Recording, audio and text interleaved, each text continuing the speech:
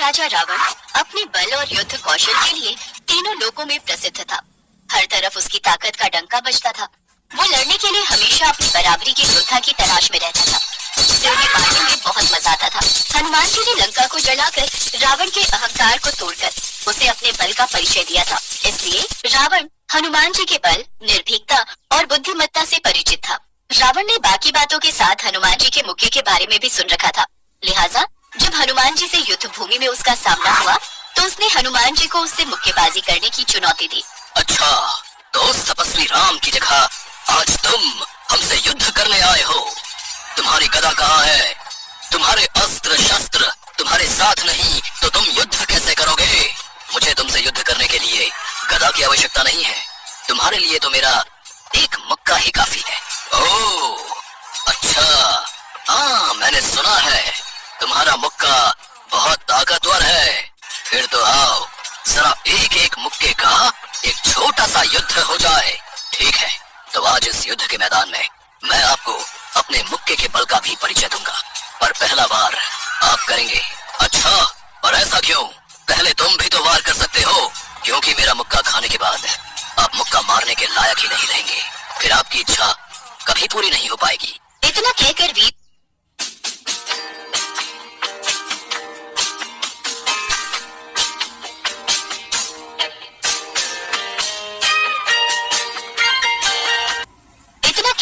हनुमान मुस्कुराने लगे और रावण क्रोध में आ गया।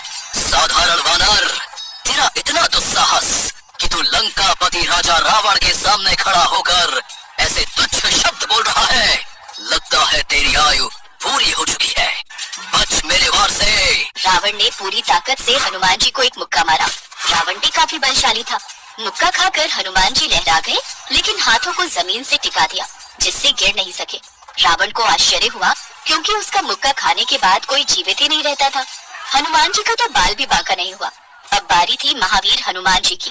क्रोध से भरे हुए हनुमान जी रावण पर अपने मुक्के का प्रहार करने ही वाले थे कि ब्रह्मा जी हनुमान जी के समक्ष प्रकट हुए और उन्होंने हनुमान जी का हाथ रोक दिया। हे वीर हनुमान, लंकापति रावण अहंकारवश आपको पहचान नहीं पा रहा है। अहंकारवश उसकी बुद्धि क्षीण हो गई है। रावण ये नहीं जानता कि आप साक्षात महादेव के रुद्रावतार हैं। आप में इतना बल है कि आप अपने मुक्के के एक ही वार से इसी क्षण रावण को मृत्यु दंड दे सकते हो। परंतु रावण का अंत प्रभु श्री राम के हाथों ही लिखा गया है। इसलिए आप अपने क्रोध को शांत कीजिए। हे ब्रह्मदेव, मैं रावण को मृत्यु दंड नहीं दूंगा। रावण की मृत्यु तो प्रभु श्री राम के हाथों ही होगी।